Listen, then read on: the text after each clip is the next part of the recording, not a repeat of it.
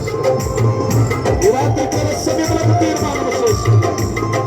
ఈ రాత్రి నేను పరిశుద్ధంగా బ్రతుకుతానయ్యా, ప్రార్థనా పరురాలుగా బ్రతుకుతానయ్యా, వాక్యాన్ని అనుసరించి నడుచుకునే బిడ్డగా నేను బ్రతుకుతానయ్యా.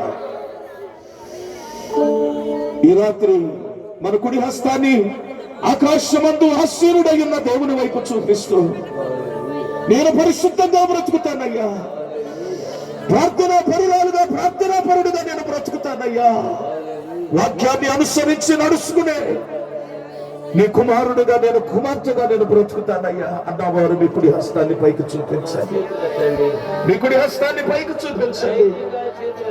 మీ కుడి హస్తాన్ని పైకెత్తి పరిశుద్ధత కలిగి బ్రతకడానికి ఒక తీర్మానం చేసుకుంటూ, ప్రార్థనా పరురాలుగా బ్రతకడానికి ఒక తీర్మానం చేసుకుంటూ, వాక్యాన్ని అనుసరించి నడుచుకోవడానికి ఒక తీర్మానం చేసుకుంటూ చేతులెత్తి నన్ను దర్శించు నాయన.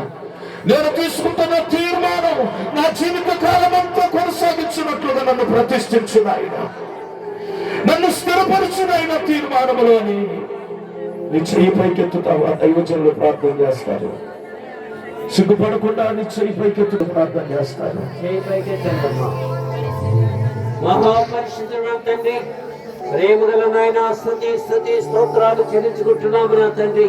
నేటి వరకు మమ్మల్ని కంటికి రెప్పలా కాపాడినందుకు నాయన మీకు స్తోత్రం. ఈ క్రిస్మస్ సమయంలోనైనా మీరిచ్చిన మంచి వర్తమానాన్ని బట్టి వందనాలైనా.